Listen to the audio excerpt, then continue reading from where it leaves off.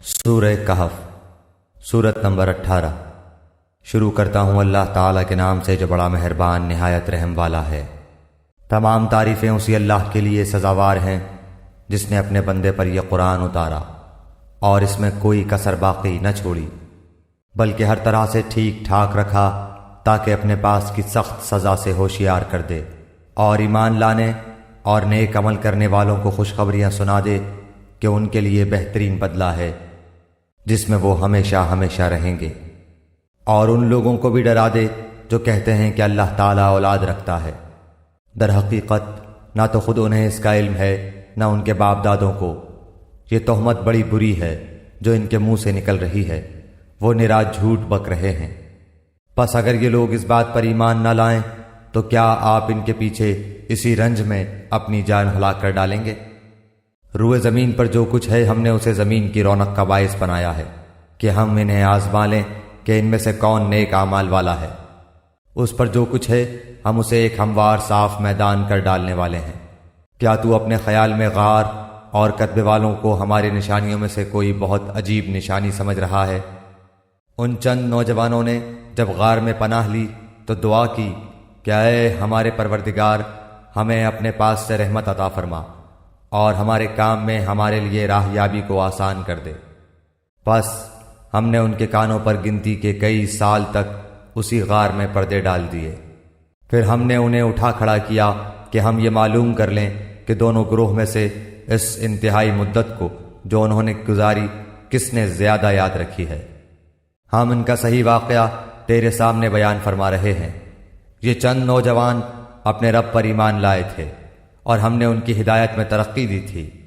ہم نے ان کے دل مضبوط کر دیے تھے، جبکہ یہ اٹھ کھڑے ہوئے اور کہنے لگے کہ ہمارا پروردگار تو وہی ہے جو آسمان و زمین کا پروردگار ہے، ناممکن ہے کہ ہم اس کے سوا کسی اور معبود کو پکاریں۔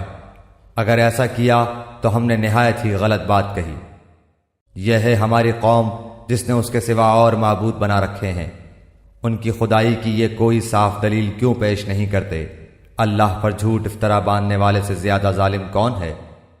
جبکہ تم ان سے اور اللہ کے سوا ان کے اور معبودوں سے کنارہ کش ہو گئے تو اب تم کسی غار میں جا بیٹھو، تمہارا رب تم پر اپنی رحمت پھیلا دے گا اور تمہارے لیے تمہارے کام میں سہولت مہیا کر دے گا۔ آپ دیکھیں گے کہ آفتاب بوقت طلوع ان کے غار سے دائیں جانب کو جھک جاتا ہے اور بوقت غروب ان کے بائیں جانب کترا جاتا ہے، اور وہ اس غار کی کشادہ جگہ میں ہے۔ یہ اللہ کی نشانیوں میں سے ہے۔ اللہ تعالیٰ جس کی رہبری فرمائے وہ راہ راست پر ہے، اور جسے وہ گمراہ کر دے ناممکن ہے کہ آپ اس کا کوئی کارساز اور رہنما پا سکیں۔ آپ خیال کرتے کہ وہ بیدار ہیں حالانکہ وہ سوئے ہوئے تھے، خود ہم ہی انہیں دائیں بائیں کروٹیں دلایا کرتے تھے۔ ان کا کتا بھی چوکھٹ پر اپنے ہاتھ پھیلائے ہوئے تھا۔ اگر آپ جھانک کر انہیں دیکھنا چاہتے تو ضرور الٹے پاؤں بھاگ کھڑے ہوتے اور ان کے روب سے آپ پر دہشت چھا جاتی۔ اسی طرح ہم نے انہیں جگا کر اٹھا دیا کہ آپس میں پوچھ گچھ کر لیں۔ ایک کہنے والے نے کہا کہ کیوں بھائی تم کتنی دیر ٹھہرے رہے؟ انہوں نے جواب دیا کہ ایک دن یا ایک دن سے بھی کم۔ کہنے لگے کہ تمہارے ٹھہرے رہنے کا بخوبی علم اللہ تعالیٰ ہی کو ہے۔ اب تو تم اپنے میں سے کسی کو اپنی یہ چاندی دے کر شہر بھیجو، وہ خوب دیکھ بھال لے کہ شہر کا کون سا کھانا پاکیزہ تر ہے، پھر اسی میں سے تمہارے کھانے کے لیے لے آئے، اور وہ بہت احتیاط اور نرمی برتے اور کسی کو تمہاری خبر نہ ہونے دے۔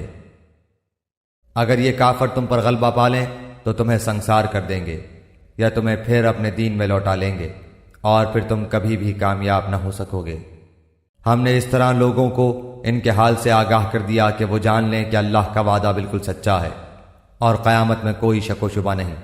جبکہ وہ اپنے امر میں آپس میں اختلاف کر رہے تھے، کہنے لگے ان کے غار پر ایک عمارت بنا لو، ان کا رب ہی ان کے حال کا زیادہ عالم ہے۔ جن لوگوں نے ان کے بارے میں غلبہ پایا وہ کہنے لگے کہ ہم تو ان کے آس پاس مسجد بنا لیں گے۔ کچھ لوگ تو کہیں گے کہ اصحاب کہف 3 تھے اور چوتھا ان کا کتا تھا، کچھ کہیں گے کہ 5 تھے اور چھٹا ان کا کتا تھا۔ غیب کی باتوں میں اٹکل کے تیر تکے چلاتے ہیں۔ کچھ کہیں گے کہ وہ 7 ہیں، 8واں ان کا کتا ہے۔ آپ کہہ دیجئے کہ میرا پروردگار ان کی تعداد کو بخوبی جاننے والا ہے، انہیں بہت ہی کم لوگ جانتے ہیں۔ پس آپ ان کے مقدمے میں صرف سرسری گفتگو ہی کریں اور ان میں سے کسی سے ان کے بارے میں پوچھ گچھ بھی نہ کریں۔ اور ہرگز کسی کام پر یوں نہ کہنا کہ میں اسے کل کروں گا، مگر ساتھ ہی انشاءاللہ کہہ لینا، اور جب بھی بھولے اپنے پروردگار کی یاد کر لیا کرنا، اور کہتے رہنا کہ مجھے پوری امید ہے کہ میرا رب مجھے اس سے بھی زیادہ ہدایت کے قریب کی بات کی رہبری کرے۔ وہ لوگ اپنے غار میں 300 سال تک رہے اور 9 سال اور زیادہ گزارے۔ آپ کہہ دیں اللہ ہی کو ان کے ٹھہرے رہنے کی مدت کا بخوبی علم ہے۔ آسمانوں اور زمینوں کا غیب صرف اسی کو حاصل ہے، وہ کیا ہی اچھا دیکھنے سننے والا ہے، سوائے اللہ کے ان کا کوئی مددگار نہیں۔ اللہ تعالیٰ اپنے حکم میں کسی کو شریک نہیں کرتا۔ تیری جانب جو تیرے رب کی کتاب وحی کی گئی ہے اسے پڑھتا رہ، اس کی باتوں کو کوئی بدلنے والا نہیں، تو اس کے سوا ہرگز کوئی پناہ کی جگہ نہ پائے گا۔ اور اپنے آپ کو انہی کے ساتھ رکھا کر جو اپنے پروردگار کو صبح و شام پکارتے ہیں اور اسی کے چہرے کے ارادے رکھتے ہیں، رضامندی چاہتے ہیں۔ خبردار تیری نگاہیں ان سے نہ ہٹنے پائیں کہ دنیاوی زندگی کے ٹھاٹ کے ارادے میں لگ جا۔ دیکھ اس کا کہنا نہ ماننا جس کے دل کو ہم نے اپنے ذکر سے غافل کر دیا ہے، اور جو اپنی خواہش کے پیچھے پڑا ہوا ہے، اور جس کا کام حد سے گزر چکا ہے۔ اور اعلان کر دے کہ یہ سراسر برحق قرآن تمہارے رب کی طرف سے ہے، اب جو چاہے ایمان لائے اور جو چاہے کفر کرے۔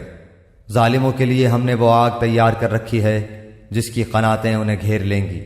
اگر وہ فریاد رسی چاہیں گے تو ان کی فریاد رسی اس پانی سے کی جائے گی جو تیل کی تل چھٹ جیسا ہوگا، جو چہرے بھون دے گا۔ بڑا ہی برا پانی ہے اور بڑی بری آرام گاہ دوزخ ہے۔ یقیناً جو لوگ ایمان لائیں اور نیک اعمال کریں تو ہم کسی نیک عمل کرنے والے کا ثواب ضائع نہیں کرتے۔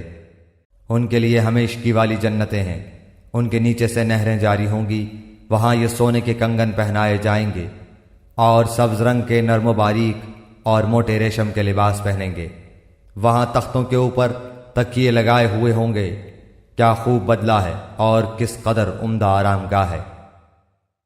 اور انہیں ان 2 شخصوں کی مثال بھی سنا دے جن میں سے ایک کو ہم نے 2 باغ انگوروں کے دے رکھے تھے اور جنہیں کھجوروں کے درختوں سے ہم نے گھیر رکھا تھا، اور دونوں کے درمیان کھیتی لگا رکھی تھی۔ دونوں باغ اپنا پھل خوب لائے اور اس میں کسی طرح کی کمی نہ کی، اور ہم نے ان باغوں کے درمیان نہر جاری کر رکھی تھی۔ الغرض اس کے پاس میوے تھے۔ ایک دن اس نے باتوں ہی باتوں میں اپنے ساتھی سے کہا کہ میں تجھ سے زیادہ مالدار ہوں اور جتھے کے اعتبار سے بھی زیادہ مضبوط ہوں۔ اور یہ اپنے باغ میں گیا اور تھا اپنی جان پر ظلم کرنے والا۔ کہنے لگا کہ میں خیال نہیں کر سکتا کہ کسی وقت بھی یہ برباد ہو جائے، اور نہ میں قیامت کو قائم ہونے والی خیال کرتا ہوں، اور اگر بالفرض میں اپنے رب کی طرف لوٹایا بھی گیا تو یقیناً میں اس لوٹنے کی جگہ اس سے بھی زیادہ بہتر پاؤں گا۔ اس کے ساتھی نے اس سے باتیں کرتے ہوئے کہا کہ کیا تو اس معبود سے کفر کرتا ہے جس نے تجھے مٹی سے پیدا کیا، پھر نطفے سے، پھر تجھے پورا آدمی بنایا؟ لیکن میں تو عقیدہ رکھتا ہوں کہ وہی اللہ میرا پروردگار ہے، میں اپنے رب کے ساتھ کسی کو شریک نہ کروں گا۔ تو نے اپنے باغ میں جاتے وقت کیوں نہ کہا کہ اللہ کا چاہا ہونے والا ہے، کوئی طاقت نہیں مگر اللہ کی مدد سے۔ اگر تو مجھے مال و اولاد میں اپنے سے کم دیکھ رہا ہے، بہت ممکن ہے کہ میرا رب مجھے تیرے اس باغ سے بھی بہتر دے اور اس پر آسمانی عذاب بھیج دے تو یہ چٹیل اور چکنا میدان بن جائے، یا اس کا پانی نیچے اتر جائے اور تیرے بس میں نہ رہے کہ تو اسے ڈھونڈ لائے۔ اور اس کے سارے پھل گھیر لیے گئے، بس وہ اپنے اس خرچ پر جو اس نے اس میں کیا تھا اپنے ہاتھ ملنے لگا، اور وہ باغ تو اوندھا الٹا پڑا تھا۔ اور وہ شخص یہ کہہ رہا تھا کہ کاش میں اپنے رب کے ساتھ کسی کو بھی شریک نہ کرتا۔ اس کی حمایت میں کوئی جماعت نہ اٹھی کہ اللہ سے اس کا کوئی بچاؤ کرتی، اور نہ وہ خود ہی بدلہ لینے والا بن سکا۔ یہیں سے ثابت ہے کہ اختیارات اللہ برحق کے لیے ہیں، وہ ثواب دینے اور انجام کے اعتبار سے بہت ہی بہتر ہے۔ ان کے سامنے دنیا کی زندگی کی مثال بھی بیان کرو، جیسے پانی جسے ہم آسمان سے اتارتے ہیں، اس سے زمین کا سبزہ ملا جلا نکلا ہے، پھر آخرکار وہ چورا چورا ہو جاتا ہے جسے ہوائیں اڑائے لیے پھرتی ہیں۔ اللہ تعالیٰ ہر چیز پر قادر ہے۔ مال و اولاد تو دنیا کی ہی زینت ہے، اور ہاں البتہ باقی رہنے والی نیکیاں تیرے رب کے نزدیک ازرو ثواب اور آئندہ کی اچھی توقع کے بہت بہتر ہیں۔ اور جس دن ہم پہاڑوں کو چلائیں گے اور زمین کو تو صاف کھلی ہوئی دیکھے گا اور تمام لوگوں کو ہم اکٹھا کریں گے، ان میں سے ایک کو بھی باقی نہ چھوڑیں گے، اور سب کے سب تیرے رب کے سامنے صف بستہ حاضر کیے جائیں گے۔ یقیناً تم ہمارے پاس اسی طرح آئے جس طرح ہم نے تمہیں پہلی مرتبہ پیدا کیا تھا، لیکن تم تو اسی خیال میں رہے کہ ہم ہرگز تمہارے لیے کوئی وعدے کا وقت مقرر کریں گے بھی نہیں۔ اور نامہ اعمال سامنے رکھ دیے جائیں گے، پس تو دیکھے گا کہ گنہگار اس کی تحریر سے خوف زدہ ہو رہے ہوں گے اور کہہ رہے ہوں گے، ہائے ہماری خرابی، یہ کیسی کتاب ہے جس نے کوئی چھوٹا بڑا بغیر گھیرے کے باقی ہی نہیں چھوڑا، اور جو کچھ انہوں نے کیا تھا سب موجود پائیں گے، اور تیرا رب کسی پر ظلم و ستم نہ کرے گا۔ اور جب ہم نے فرشتوں کو حکم دیا کہ تم آدم کو سجدہ کرو تو ابلیس کے سوا سب نے سجدہ کیا، یہ جنوں میں سے تھا، اس نے اپنے پروردگار کی نافرمانی کی۔ کیا پھر بھی تم اسے اور اس کی اولاد کو مجھے چھوڑ کر اپنا دوست بنا رہے ہو، حالانکہ وہ تم سب کا دشمن ہے؟ ایسے ظالموں کا کیا ہی برا بدل ہے۔ میں نے انہیں آسمان و زمین کی پیدائش کے وقت موجود نہیں رکھا تھا، اور نہ خود ان کی اپنی پیدائش میں، اور میں گمراہ کرنے والوں کو اپنا مددگار بنانے والا بھی نہیں۔ اور جس دن وہ فرمائے گا کہ تمہارے خیال میں جو میرے شریک تھے انہیں پکارو، یہ پکاریں گے، لیکن ان میں سے کوئی بھی جواب نہ دے گا، ہم ان کے درمیان ہلاکت کا سامان کر دیں گے۔ اور گنہگار جہنم کو دیکھ کر سمجھ لیں گے کہ وہ اسی میں جھونکے جانے والے ہیں، لیکن اس سے بچنے کی جگہ نہ پائیں گے۔ ہم نے اس قرآن میں ہر طریقے سے تمام کی تمام مثالیں لوگوں کے لیے بیان کر دی ہیں، لیکن انسان سب سے زیادہ جھگڑالو ہے۔ لوگوں کے پاس ہدایت آ چکنے کے بعد انہیں ایمان لانے اور اپنے رب سے استغفار کرنے سے صرف اسی چیز نے روکا کہ اگلے لوگوں کا سا معاملہ انہیں بھی پیش آئے، یا ان کے سامنے کھلم کھلا عذاب موجود ہو جائے۔ ہم تو اپنے رسولوں کو صرف اس لیے بھیجتے ہیں کہ وہ خوشخبریاں سنا دیں اور ڈرا دیں۔ کافر لوگ باطل کے سہارے جھگڑتے ہیں اور چاہتے ہیں کہ اس سے حق کو لڑکھڑا دیں۔ انہوں نے میری آیتوں کو اور جس چیز سے ڈرایا جائے اسے مذاق بنا ڈالا ہے۔ اس سے بڑھ کر ظالم کون ہے جسے اس کے رب کی آیتوں سے نصیحت کی جائے وہ پھر بھی منہ موڑے رہے، اور جو کچھ اس کے ہاتھوں نے آگے بھیج رکھا ہے اسے بھول جائے۔ بے شک ہم نے ان کے دلوں پر پردے ڈال دیے ہیں کہ وہ اسے نہ سمجھیں، اور ان کے کانوں میں گرانی ہے۔ گو تو انہیں ہدایت کی طرف بلاتا رہے، لیکن یہ کبھی بھی ہدایت نہیں پانے کے۔ تیرا پروردگار بہت ہی بخشش والا اور مہربانی والا ہے۔ وہ اگر ان کے اعمال کی سزا میں پکڑے تو بے شک انہیں جلد ہی عذاب کر دے، بلکہ ان کے لیے ایک وعدے کی گھڑی مقرر ہے جس سے وہ سرکنے کی ہرگز جگہ نہیں پائیں گے۔ یہ ہیں وہ بستیاں جنہیں ہم نے ان کے مظالم کے بنا پر غارت کر دیا، اور ان کی تباہی کی بھی ہم نے ایک میعاد مقرر کر رکھی تھی۔ جبکہ موسیٰ نے اپنے نوجوان سے کہا کہ میں تو چلتا ہی رہوں گا یہاں تک کہ 2 دریاؤں کے سنگم پر پہنچوں، خواہ مجھے سالہ سال چلنا پڑے۔ جب وہ دونوں دریا کے سنگم پر پہنچے وہاں اپنی مچھلی بھول گئے، جس نے دریا میں سرنگ جیسا اپنا راستہ بنا لیا۔ جب یہ دونوں وہاں سے آگے بڑھے تو موسیٰ نے اپنے نوجوان سے کہا کہ لا ہمارا کھانا دے، ہمیں تو اپنے سفر سے سخت تکلیف اٹھانی پڑی۔ اس نے جواب دیا کہ کیا آپ نے دیکھا بھی جب کہ ہم پتھر سے ٹیک لگا کر آرام کر رہے تھے وہیں میں مچھلی بھول گیا تھا۔ دراصل شیطان نے ہی مجھے بھلا دیا کہ میں آپ سے اس کا ذکر کروں۔ اس مچھلی نے ایک انوکھے طور پر دریا میں اپنا راستہ بنا لیا۔ موسیٰ نے کہا یہی تھا جس کی تلاش میں ہم تھے، چنانچہ وہیں سے اپنے قدموں کے نشان ڈھونڈتے ہوئے واپس لوٹے۔ پس ہمارے بندوں میں سے ایک بندے کو پایا جسے ہم نے اپنے پاس کی خاص رحمت عطا فرما رکھی تھی، اور اسے اپنے پاس سے خاص علم سکھا رکھا تھا۔ اس سے موسیٰ نے کہا کہ میں آپ کی تابعداری کروں، کیا آپ مجھے اس نیک علم کو سکھا دیں جو آپ کو سکھایا گیا ہے؟ اس نے کہا آپ میرے ساتھ ہرگز صبر نہیں کر سکتے، اور جس چیز کو آپ نے اپنے علم میں نہ لیا ہو اس پر صبر کر بھی کیسے سکتے ہیں؟ موسیٰ نے جواب دیا کہ انشاءاللہ آپ مجھے صبر کرنے والا پائیں گے، اور کسی بات میں آپ کی نافرمانی نہ کروں گا۔ اس نے کہا اچھا، اگر آپ میرے ساتھ ہی چلنے پر اصرار کرتے ہیں تو یاد رہے کسی چیز کی نسبت مجھ سے کچھ نہ پوچھنا جب تک کہ میں خود اس کی نسبت کوئی تذکرہ نہ کروں۔